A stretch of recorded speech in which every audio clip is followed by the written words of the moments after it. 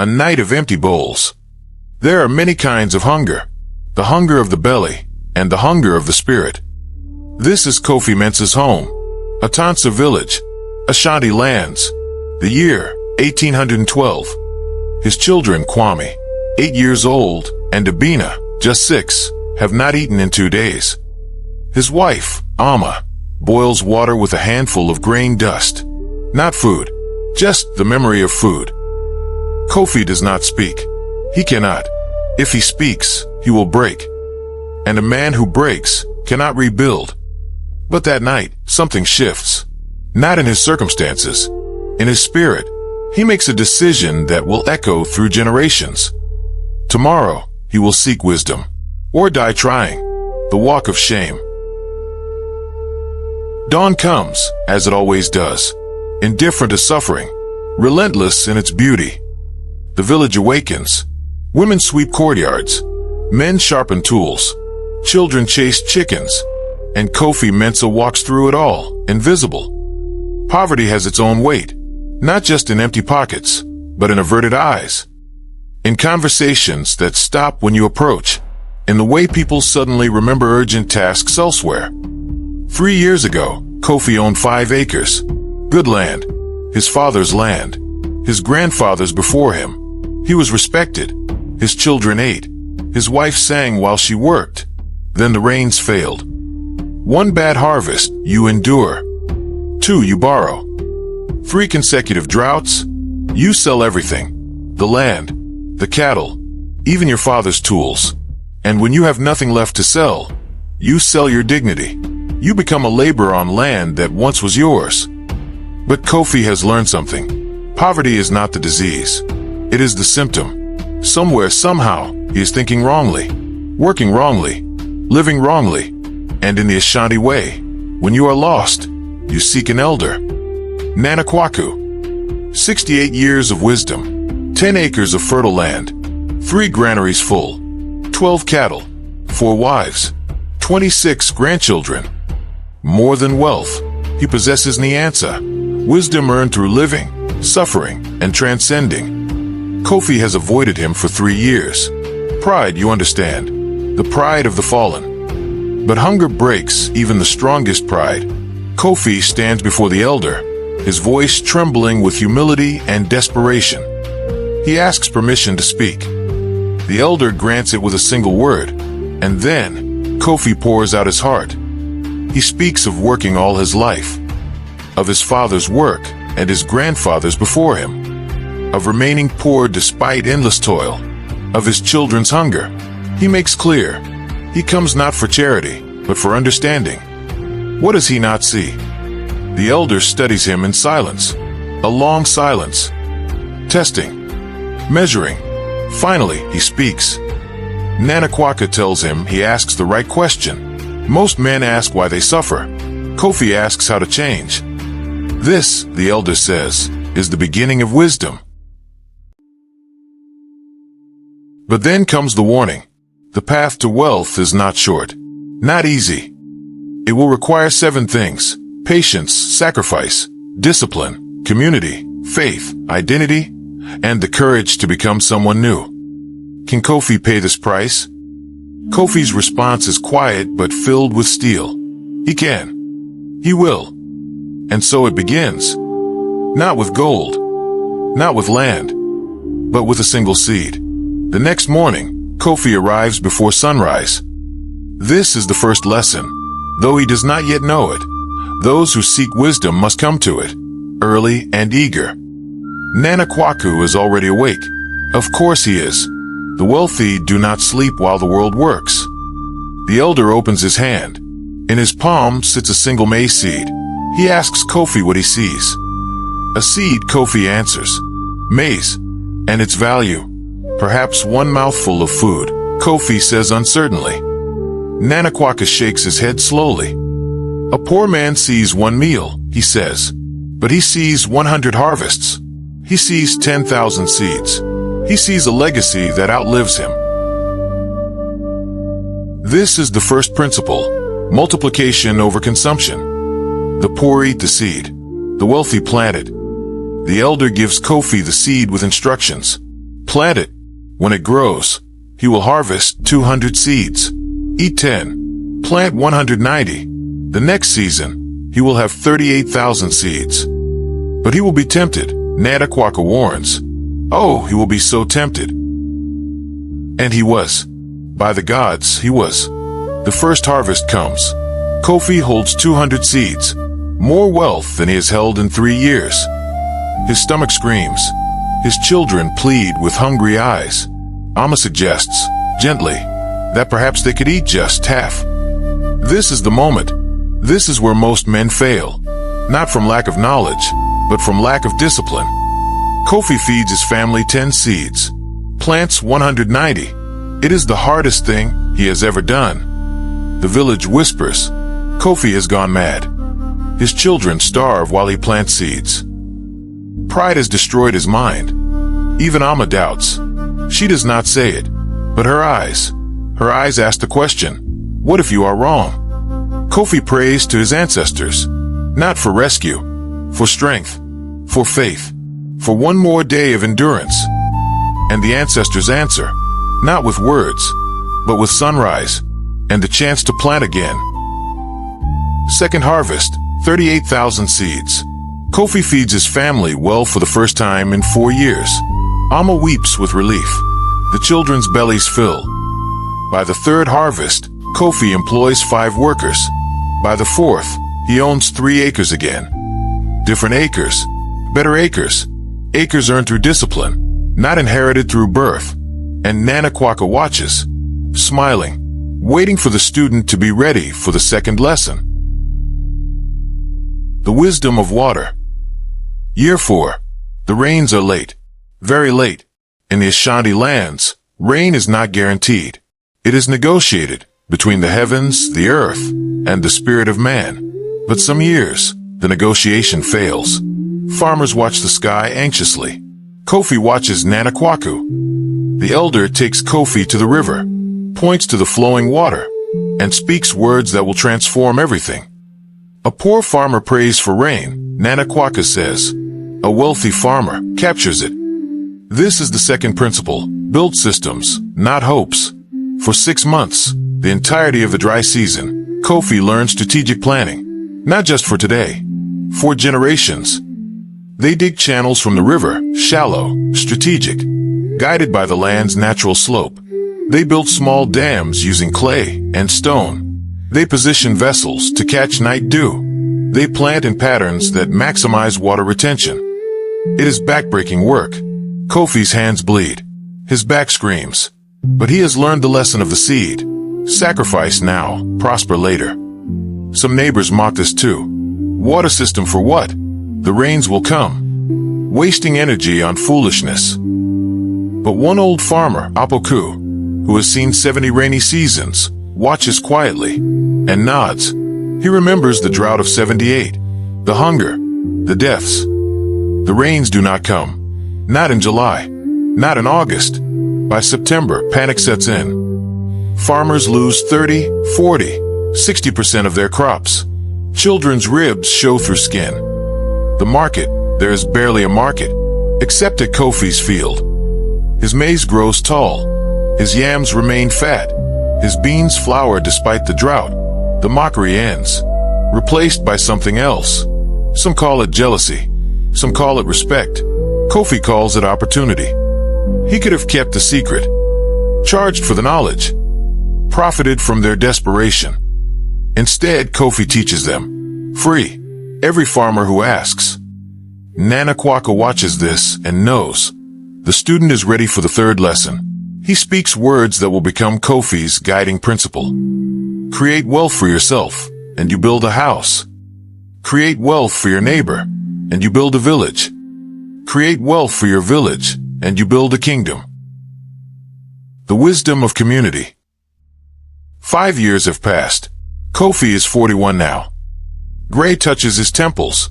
Scars mark his hands, badges of honor from building, digging, planting.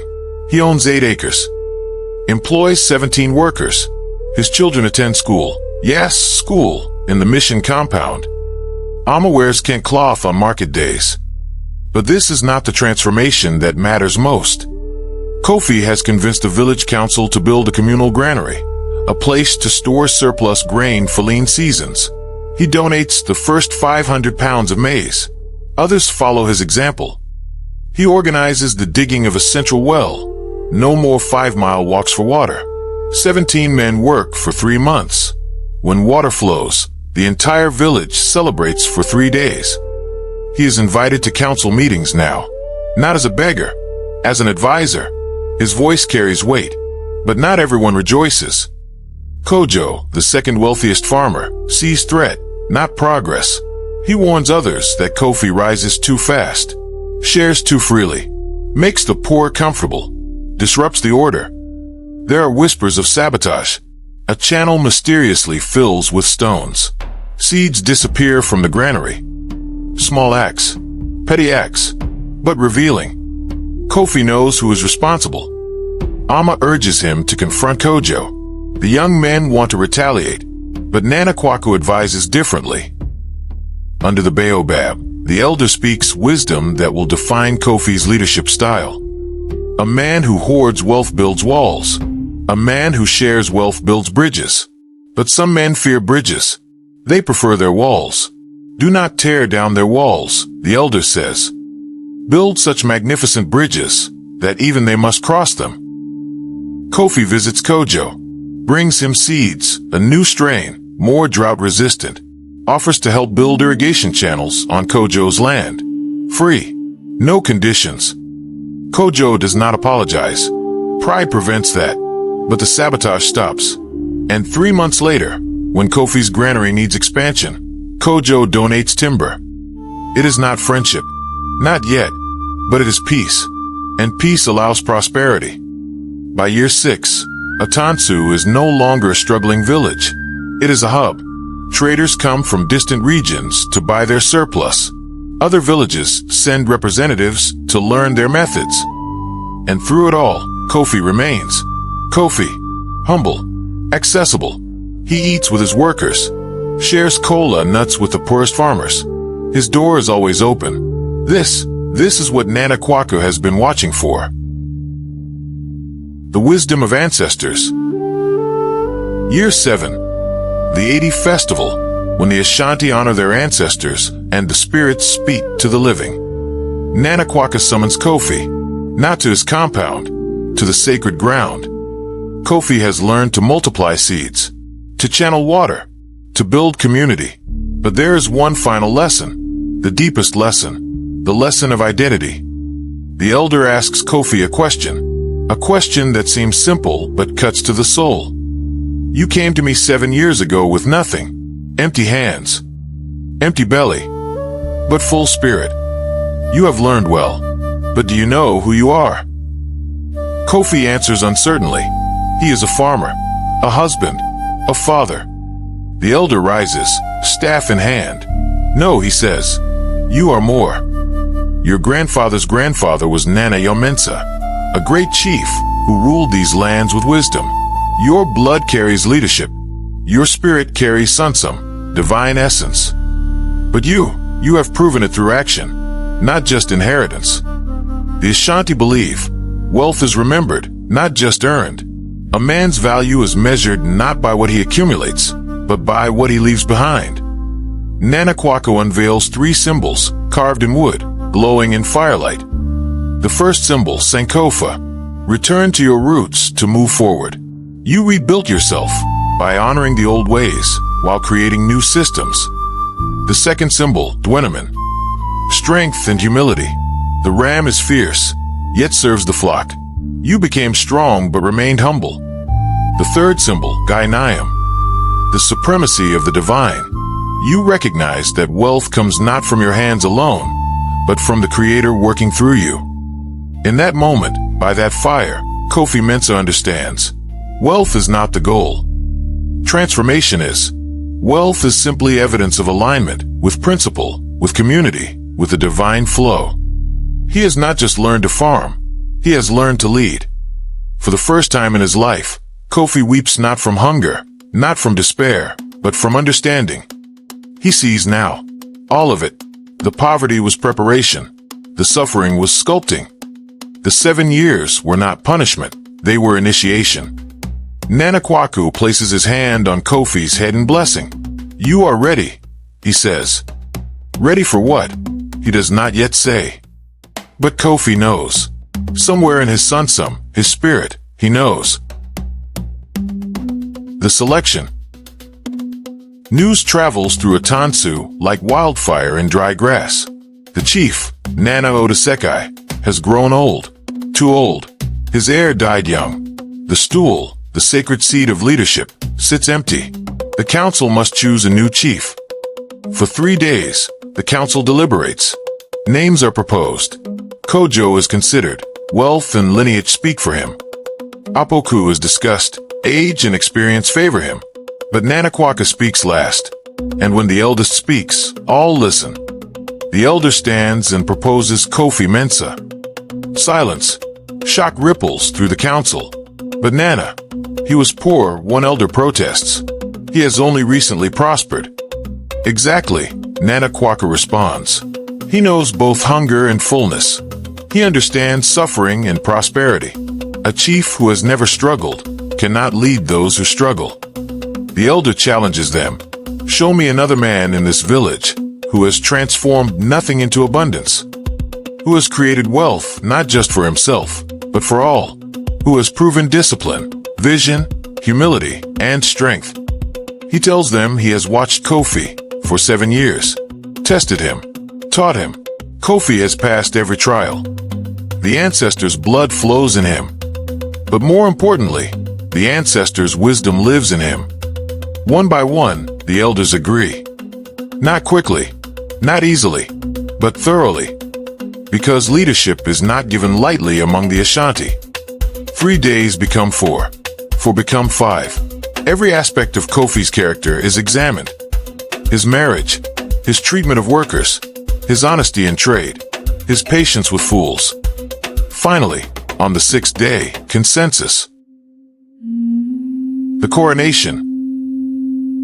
The coronation is set for the next new moon, a sacred transition, from darkness to light, from poverty to kingship. Kofi prepares not with celebration, but with fasting and prayer. Amma helps him don the ceremonial Kent cloth, gold and green, the colors of prosperity and growth. Amma asks him if he is afraid. Terrified, he tells her, but ready. The ceremony is ancient. 300 years of tradition in every gesture. Libation is poured to the ancestors. The oaths are recited. The stool, carved from a single piece of sacred wood, is presented. When the crown touches his head, Kofi Mensa ceases to exist. In his place stands Nana Kofi Mensa II, chief of Anansi, guardian of the people, bearer of ancestral wisdom. The village erupts. Drums thunder. Women rejoice. Children dance. Even Kojo, yes. Even Kojo raises his fist in salute. But notice, Kofi does not smile with arrogance. He smiles with gratitude. His first act as chief, he walks to Nana Kwaku and kneels before him. With his voice breaking, Kofi tells his teacher, "None of this without you, Nana. None of it." And the elder, voice thick with pride, responds, "I only watered the seed. The tree grew because of what was already inside it." The legacy. Nana Kofi Mensa II rules for 23 years. His reign becomes legendary not for conquest, but for prosperity. Under his leadership, Anansi becomes known throughout the Ashanti region as the village that defeated hunger.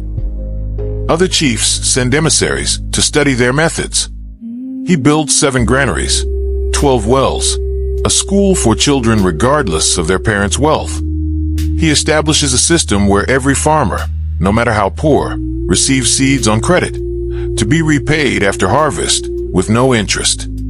Does everyone repay? No. Some fail, some cheat, but most rise. And those who rise help others rise.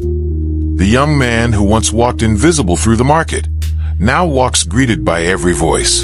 But he has not changed. Still humble, still learning, still serving. And when young farmers come to him, poor, desperate, invisible, he does not give them fish. He takes them to that same baobab tree, pulls out a seed and asks, "Tell me, what do you see?" The wisdom passes, generation to generation, seed to harvest to seed again. This is not just Kofi's story. This is the story of every person who has ever refused to accept poverty as fate, who chose learning over bitterness, discipline over desperation, community over competition. The ancient Africans knew something the modern world has forgotten. Wealth is not taken. It is grown. Not hoarded. It is multiplied. Not spent. It is invested. Not hidden. It is shared. This is the end.